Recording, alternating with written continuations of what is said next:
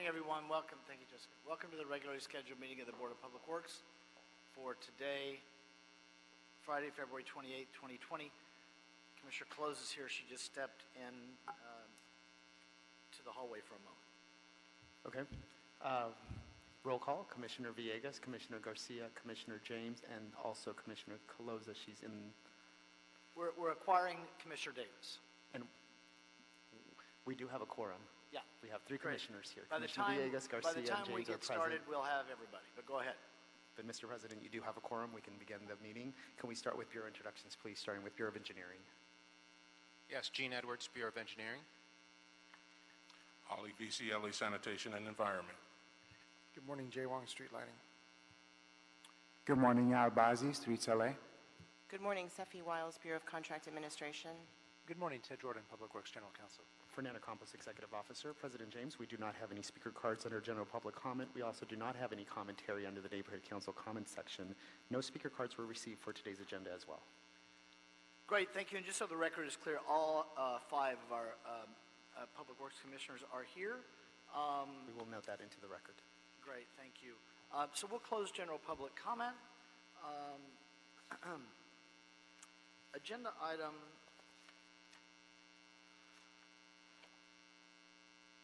number 2 is a contract amendment, personal services contract for 5 Keys schools and programs. Recommending that the board approve and forward the report, requesting approval from the mayor's office and the mayor to execute the amendment number 2 to the contract with 5 Keys schools and programs to include mobile, there's all kinds of typos here, makes it difficult to read, to include mobile hygiene and cleaning services requested in the motion from Council District 11 and extension to 24-hour services at the location on 6th and Gladys Avenue. Secondly, authorize myself or 2 members of the board to execute the proposed contract amendment upon mayoral approval. Mr. Yu. Good morning. Morning. Good morning, President James, Commissioners, Bureau representatives, representative from City Attorney's Office, and the Executive Officer. My name is Mike Yu. I'm working for the Board of Public Works Executive Office. Today, I'm requesting board to approve the amendment number 2 to the board contract C-133592 for provide additional hygiene services to the CD11. Also extend the service hour for one of the existing mobile pit stop at 6 and Gladius from 12 hours to 24 hours. City received state heat funding in 2018 and Mayor Garcetti and the council's approval, $6.5 million was allocated to the Board of Public Works to continue and extend the existing mobile pit stop program, also launch a new mobile shower service program.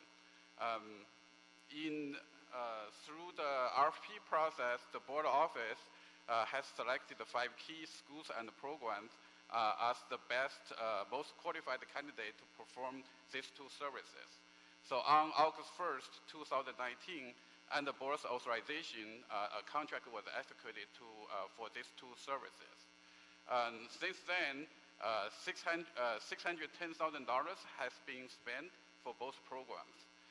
200,000 patrons have been served and the mobile pit stop program through 16 locations citywide. And 2,705 patrons have been served under the mobile shower services. In August 2019, the City Homeless Strategy Committee adopted a quarterly usage report from CEO for the heat funding, and they recommended to transfer additional $307,000 to the Board of Public Works to extend the service hours for one of the pit stop locations in CD14 from 12 hours to 24 hours, which was approved by the council at the end of August. So the council file is attached as one of the transmittals to this board report. Meanwhile, in October 2019, based on the positive feedback from community, the CD11 initiated a motion to transfer $1 million from their unappropriated balance to Board of Public Works to provide additional hygiene services in their district, which include one mobile shower service in one of their homeless encampments. Additional 2 mobile pit stop in CD11 also form a cleaning team, which consisting of local homeless people or formerly homeless individuals to clean the locations around all the service locations. So after discussion with CD11, CD14, and the CEO, the Board Executive Office determined that the best solution is to amend the current contract with 5 Keys to provide these additional hygiene services. Both funding have been transferred to the Board of Public Works contract service account 0304. I'm concluding my report. I open to any questions you might have. Thank you, Mr. Yu. We'll start with Commissioner Davis. Thank you for your report. I wanted to get a better understanding in terms of the results of this work and its impact on 11. We had one, and I think in your report now there are 3 locations. Is that correct? Or how many locations are there in 11 as it relates to this particular funding providing resources? For the mobile shower, we have 1 existing locations already in CD11. So by this amendment, we will add in another location for the mobile shower. But we don't have any mobile pit stop in the CD11. So by using this amendment, we will add in 2 mobile shower stops in CD11. So will we have a total of what as a result of this? You mean for the shower, total has 2. For the mobile pit stop, total has 2. Okay, so there'll be 2 mobile pit stops And 2 mobile showers. and 2 mobile showers. Great. Also, we will form a cleaning team to clean all the service locations by utilizing the local homeless or the formerly homeless individuals. And how many will we be able to implement or have in CD14? Because you mentioned them as well, correct? The CD14 actually is the existing location, but currently we only have 12-hour service And you for will that extend it location. to Now we 24? will extend to 24 hours. Okay, great. Sounds good. Thank you, Commissioner Davis. Anything further? Commissioner? Yes. So the contract before the board, there's a few typos in it, so my recommendation is that we approve it, but I'm going to make some non-substantive technical changes. So what you will sign will not be identical to what's in the packet, but it's what you have before you to approve in terms of the additional services. That will all be the same. It's just more. Correcting typos. Yes. Okay. Then we will, that'll be, the motion will be, Maybe approving it in substantial form? Just with allowing the city attorney to make technical yes, corrections. that would be the amendment. Thank you. So that's my amended motion. Thank you. Seconded by Commissioner Caloza. Any objection? Without objection, we'll adopt agenda item number 2 as amended. Any issues sending it number 2 forthwith? We'll send it forthwith. Thank you, Mr. Yu. Agenda item number 3 is a Cisco tax order solicitation, Terminal Island Water Reclamation Plant, Advanced Water Purification Facility, Advanced Oxidation Process, Ammonia Injection System Capital Improvement Project for Council District 15, of course. Recommending that the board authorize the city engineer to use a construction services contract and to issue task work orders to the contractor for an amount not to exceed $980,000 for the Terminal Island Water Reclamation Plant, Advanced Water Purification Facility, Advanced Oxidation Process, Ammonia Injection System Project. Say that 5 times fast. Mr. Thibodeau, go ahead, sir. Thank you. I'm Lance Thibodeau from Bureau of Sanitation, Terminal Island Water Reclamation Plant. I'll give a little background on the need for this project. In December of 2017, we finished the construction of our advanced water purification facility at TI. Then during the expansion project pilot testing and also the full-scale acceptance testing, bromate, which is a known disinfection byproduct of the UV or ultraviolet system like we have installed, was not found to be any issue at all. It's a requirement for to measure the bromate quarterly, and the contamination level, which is calculated as a running annual average of quarterly samples, can exceed 10 parts per billion. So very small, 10 parts per billion. During our sampling, once we were in operation, we did find bromate to exceed that maximum contamination level. This was in February of 2018. And then our second required quarterly sample was done in May 2018, of which we then exceeded that maximum contamination level. So we immediately took the system offline to begin to explore what was causing the bromate exceedance. We identified the bromate source was that we had a high level of bromide coming into the plant. So just as a frame of reference, the bromide in TI, Terminal Island, in the RO feed water is 25 times higher than comparably treated water at our sister plant, Donald C. Tillman. So we have a much higher level of bromide coming into the plant and then going through our entire process. And so this bromide, in conjunction with the reaction in the UV reactor, was creating the bromate. So our testing showed that a very low dosage of ammonia being added would allow us to be able to control the bromate. So what it would do is it would take the bromide and it would create bromamines. And then going through the UV reactor, those bromamines just dissipate. So they go away, so it's not an issue at all. So we presented our findings to the Department of Drinking Water. They're the regulator for the Advanced Water Purification Facility.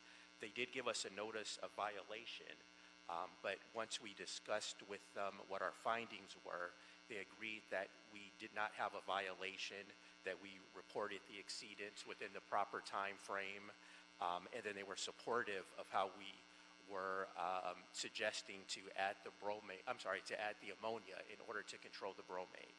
So the Department of Drinking Water has been aware and is on board with this ammonia addition. So at the plant, we created a temporary ammonia injection system.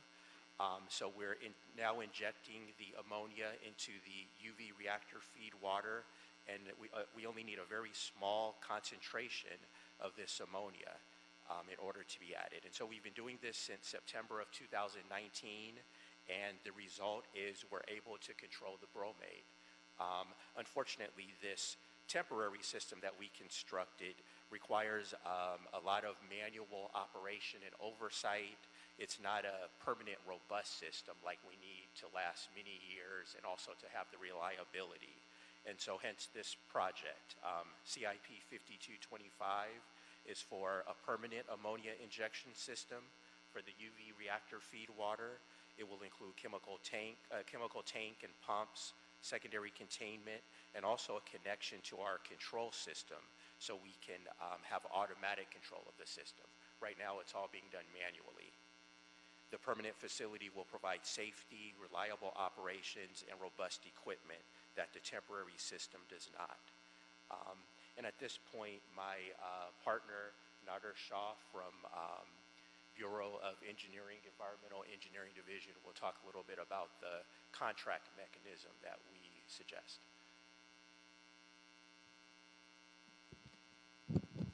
Nader Shah, Bureau of Engineering, Environmental Engineering Division. The scope of work under this project includes the procurement and installation of 1,000-gallon storage tank for 19% ammonia, pumps, electrical and instrumentation, integration with the distributed control system, startup and commissioning. The use of conventional bid and award delivery method to deliver this highly challenging and complex project would be very difficult. For this purpose, the use of construction service contract or CISCO is recommended for the timely delivery of the project. In November 2019, Program Review Committee authorized a total construction budget of $980,000 for the project. It is recommended that the board authorize the city engineer to use a CISCO and to issue task work orders to the contractor with not to exceed amount of $980,000 for the project. Thank you. We'll start with Commissioner Caloza. Thank you, President James. One, I will just comment that I really like this tag team bureau duo co-presenting, so I appreciated you both tag teaming on this item. Just had a few quick follow-up questions. I know you guys briefed me on this item, but I thought it was really helpful, some of the things that you mentioned to me in the briefing that just might be nice to add on the record as well. So when we received our notice of non-compliance, they approved that the strategy that you guys were using for the temporary ammonia injections, that was the appropriate response, and that would help alleviate, the bromate that was coming in. And I'm sorry if I'm going to interchange bromate and all these other technical terms that you have just said in very different fashions. So just forgive me if I use them interchangeably. Sure, no problem. Yeah, it was a learning experience for us all. But you're correct. The Department of Drinking Water gave the notice of violation, but we kept them on board all along and presented our data through our testing to them. And really, they're not concerned with how we achieve the result, but just that we achieve it. And so when we were able to show them that adding ammonia, which we actually honestly just kind of stumbled upon as being the solution, when we found that that could reliably control the bromate by adding it into the feed water to the reactor, and we showed them the results, they were satisfied and supportive of this solution, and to the point where they would like us to, or they would like to be able to share that with other municipalities who may run into similar issues. Part of the issue is that we're the first one to have this UV reactor using hypochlorite. So as other municipalities have this type of equipment, based on their water quality, it may be a more common issue, but that's why it wasn't well known beforehand. But so yes, to answer your question, they're supportive and in agreement that this will allow the results that we need. Great, thank you for that additional confirmation. And then after you guys did this, temporary ammonia injections, there have been no violations since then?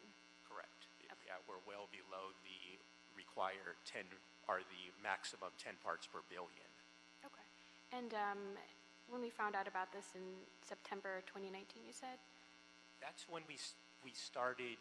We found out at the end of 2018, and then we went offline and started doing the testing. So in 2019 is when, or middle of 2019 is when we started using the ammonia as the solution. And we had another way we were putting it into the system, but it was not efficient because we were injecting it much further upstream. And so then once we developed our temporary system, that was September 2019. And we've been injecting a very small amount of ammonia exactly where we need it, and we get the results that we need, and we have good control of it. Okay. And then when would this project be completed? Can you repeat the question? Yeah. When would this improvement be completed at Terminal Island? As soon as we have the board authorization, we have secured all permits except harbor clearance, and it should be 5 to 6 months. It should be a fast turnaround on this one. Okay, great. Thank you both. I don't have any other questions, but thanks for all the information. Thank you, Commissioner Caloza. Anything further? Okay, then I'll make a motion that we adopt agenda item number 3, seconded by Commissioner Davis. Any objection? Without objection, we'll adopt agenda item number 3. Any issue sending number 3 forthwith? We'll send number 3 forthwith. On agenda item, thank you, gentlemen. Have a nice weekend. On agenda item number 1, I waited a little while for number 1 since it's a tree removal to see if anybody came to the hearing. We don't have any speaker cards. So on Council Districts 4 and 6, tree removal bid package 55 for citywide sidewalk repair program in Council Districts 4 and 6. recommending that the board find that the tree removal first classifies as operation, repair, maintenance, or minor alteration of existing street, sidewalk, and gutter involving negligible or no expansion of use beyond that previously existing and does not involve the removal of a scenic resource.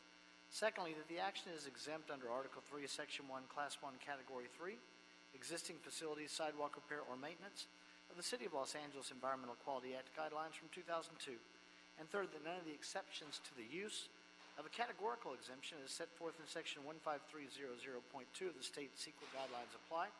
And secondly, review and approve the tree removal permit request for the removal of 5 street trees, which includes 1 Mexican fan palm, 1 camphor tree, 1 American sweet gum, and 2 jacaranda trees for the reconstruction of an off-grade sidewalk and curb ramp.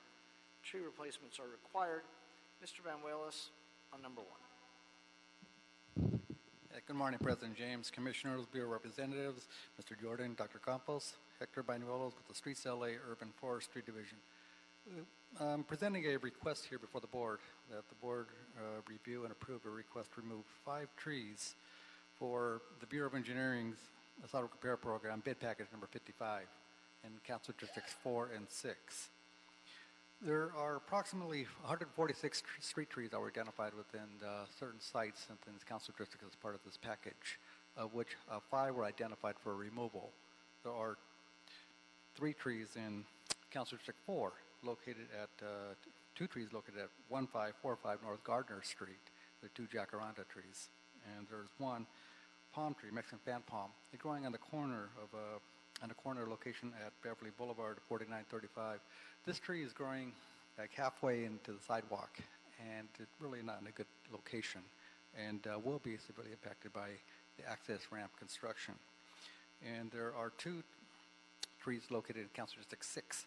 1 American sweet gum located at 6727 North Woodley Avenue. It's in really poor condition and probably should be removed just in the condition of itself, but that the sidewalk repair would just further affect the tree's stability, therefore to be removed. And there's another tree in Council District 6 at 16649 West Cohasset Street. Is a camphor tree. It's also in very poor condition. You have decay at the base and throughout the trunk, and there's not won't be really severely impacted by the sidewalk, but just the condition of alone of the tree just warrants its removal. The trees will replace with 2 24-inch box-sized trees for each tree removed at locations at and directly adjacent to the affected sites. The Department of Neighborhood Empowerment, the Community Forestry Advisory Committee, and the Council Districts of 4 and 6 were notified of the tree removal permit request. And the location here, there's a location here at 1545 North Gardner Street, where the 2 jacaranda trees are located. That's within a historic preservation overlay zone. We did reach out to the Department of City Planning's Historic Preservation Overlay Review Board, and they are in agreement that the tree should be removed. And we've notified, and that we have no opposition from the department there. Any questions? No, I don't have any questions. Any questions from the colleagues? None? Okay. I'll make a motion that we adopt agenda item number 1. Thank you, Mr. Banuelos. Thank you. Second by Commissioner Garcia. Any objection on number 1? No objection on number 1, so we'll send it forthwith as well. Do we have anybody here from sanitation who can speak on number 4, the State Water Resources Control Board? We'd like to ask for a 1-week continuance, please. Oh, 1-week continuance, yes. Of course. Any objection? Without objection, agenda item number 4 will be continued for a week. That would be whatever the date is, March the 6th, I believe. That is correct, yes. Agenda item number, let's go ahead and take care of number 7. Ms. Blyther, we can continue this item. She was just here, I believe, a week ago. And I think I'd even indicated that since she was just here a week ago, we did not need to do today, so that would be a continuance on me.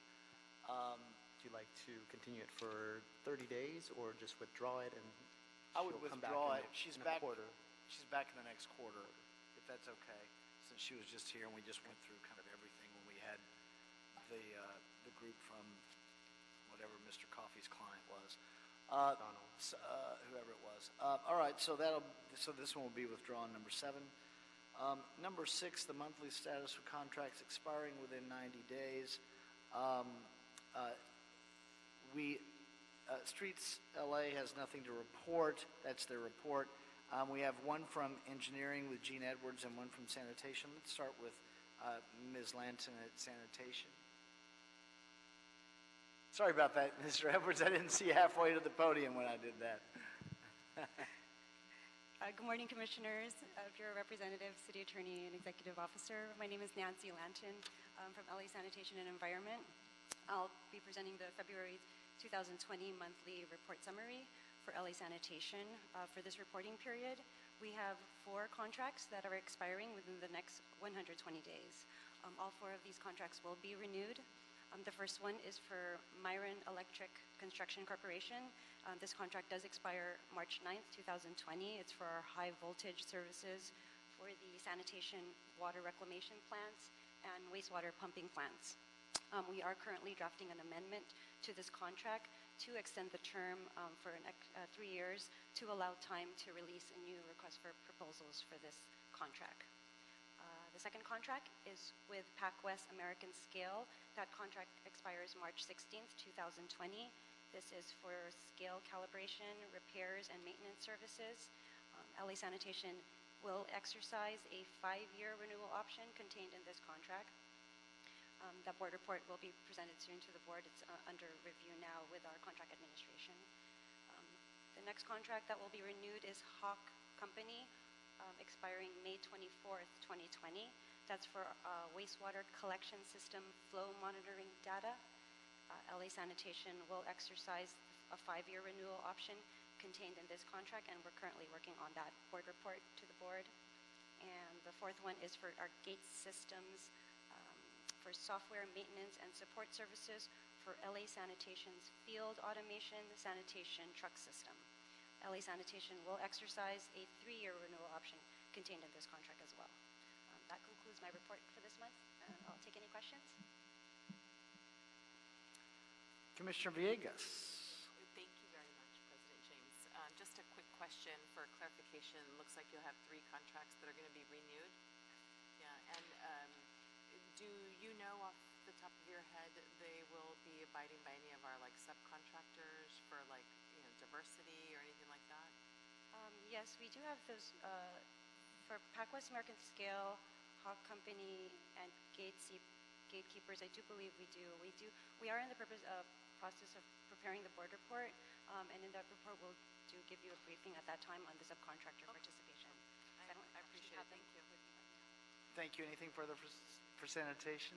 Thank you, Ms. Lanton. Have a nice weekend. Thanks, you too. Mr. Edwards, you're up now, sir.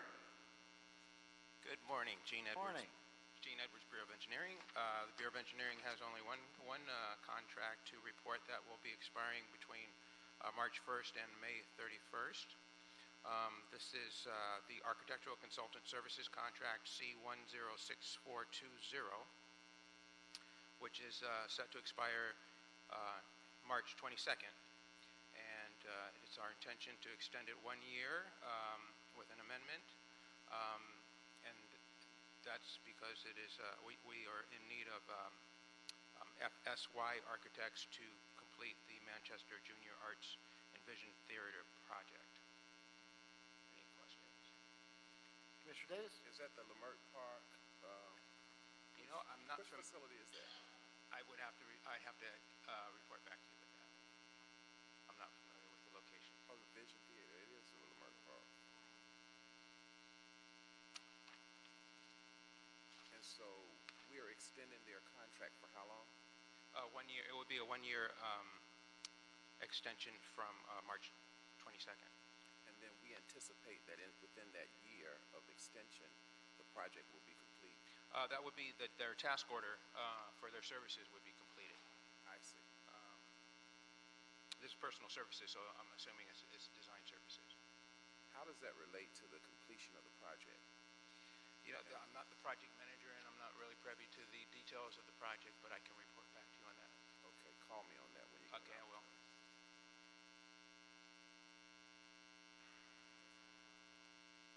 I thought so.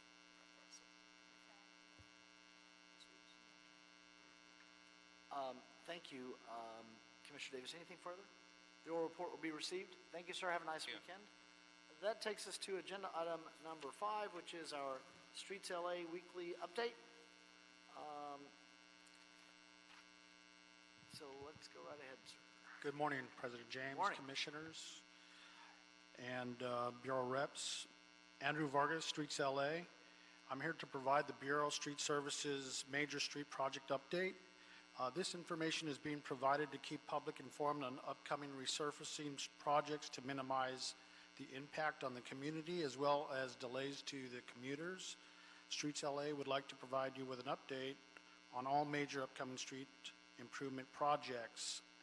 The following projects are scheduled in the metro resurfacing region. Saturday, March 7th, 2020 and Sunday, March 8th, 2020 from 6 a.m. to 6 p.m. we will profile and pave 11th Street from LA Live Way to Alvarado Street in CD1 Central Neighborhood Council. This is a PPP funded project.